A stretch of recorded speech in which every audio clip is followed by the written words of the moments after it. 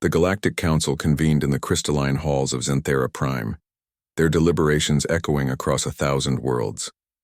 Ambassador Krelthar, Supreme Overlord of the Dominion Fleet, stood before the assembled species with mandibles clicking in what passed for satisfaction among his kind. "The human problem has been resolved," he announced, his translation matrix rendering the words into 100 different languages simultaneously. "Terra 3, designation Earth, has been sterilized. The infestation is complete." The council members shifted in their various forms of seated contemplation. The humans had been troublesome, certainly. In their mere 2 centuries of spaceflight, they had colonized 17 systems, established trade routes that undercut Dominion monopolies, and worst of all, they had refused to acknowledge the natural hierarchy of the galaxy. They treated elder species as equals, sometimes even as students. It was insufferable. Krelthar displayed the orbital scans with a gesture. Earth's surface glowed with residual radiation from the atmospheric converters. Every major city reduced to glass. Every military installation vaporized. The oceans themselves had been flash-boiled in regions, creating permanent storm systems that would rage for centuries.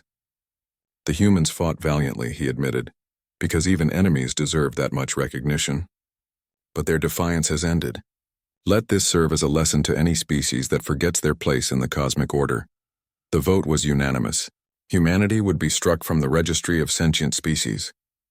Their colonies would be redistributed, their technology absorbed into the Dominion archives.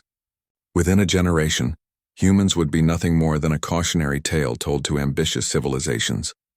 Krelthar returned to his flagship in orbit around Earth, already planning the resource extraction operations.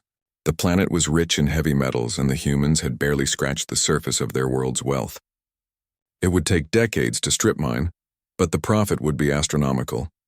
That's when the proximity alarms began screaming. "Report!" Krelthar's command cracked like a whip across the bridge. His tactical officer's face went through 3 shades of confusion. "Sir, we're detecting launches. Multiple launches. Origin point Earth's surface. Impossible. We've been monitoring the planet for 6 cycles. Nothing survived. Sir, I'm reading 3,412 distinct signatures. They're coming from underground." Krelthar's blood ran cold. Underground. Of course. Humans were notorious burrowers.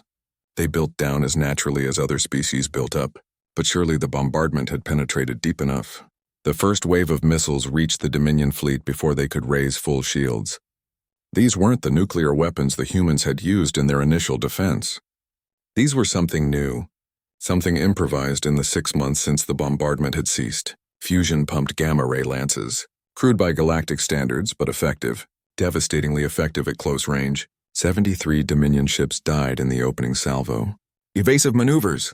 Return fire! Krelthar was already calculating retreat vectors. This was supposed to be a salvage operation, not a battle. Then the transmission started. Every channel, every frequency, even the quantum-entangled diplomatic network reserved for the Council itself. A human face appeared on every screen. She was young, perhaps 30 in their years, with scars crossing her face and eyes that burned with something Krelthar had seen in humanity before. Defiance.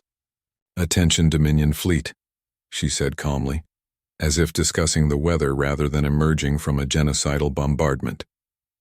"This is Colonel Sarah Chen, acting commander of the Human Resistance. You declared us extinct. We're calling that declaration premature." Behind her, Krelthar could see the interior of what appeared to be a military bunker. But not just any bunker. This one stretched back hundreds of meters, carved from solid bedrock. And it wasn't empty. Thousands of humans moved with purpose through the complex manning stations, preparing weapons, coordinating. "How many?" Krelthar whispered, mostly to himself. "How many survived?" Chen's smile was sharp enough to cut steel.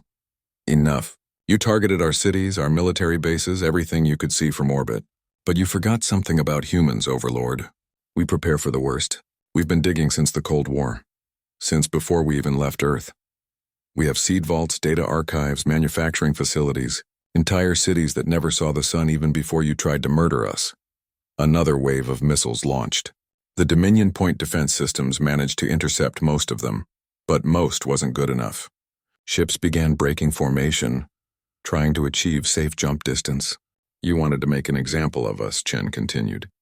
"Congratulations. You've succeeded, but not the example you intended. You've shown every species in the galaxy what happens when someone tries to exterminate humanity. We don't die. We don't surrender.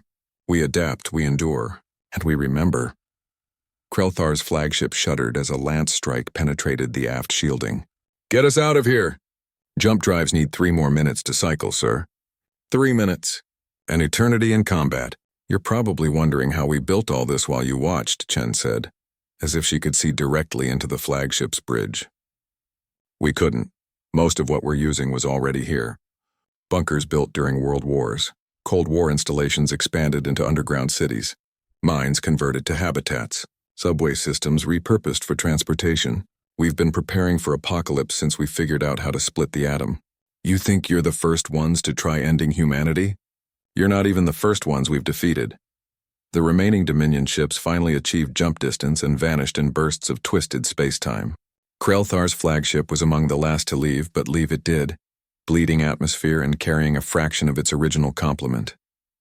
Chen watched them go from the command center buried 3 kilometers beneath what used to be Colorado. Around her, the survivors of humanity cheered, but she remained silent. There was too much work ahead. Rebuilding, reclaiming the surface, finding their scattered colonies and warning them that war was coming. But they would endure. They always did.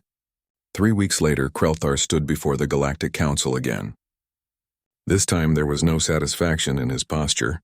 I must amend my previous report, he said quietly. Humanity is not extinct. Humanity is very much alive, and they are extremely angry. The council chamber erupted in chaos. Some called for total war. Others suggested negotiation. A few wise species began drafting apologies. On Earth, Colonel Chen looked up through the scarred atmosphere at the stars beyond and smiled. The galaxy had tried to erase humanity from existence. Now humanity would have to teach them why that was a mistake they'd never forget. The Overlords had declared humanity extinct. Earth had replied, try checking again. And the galaxy would never be the same.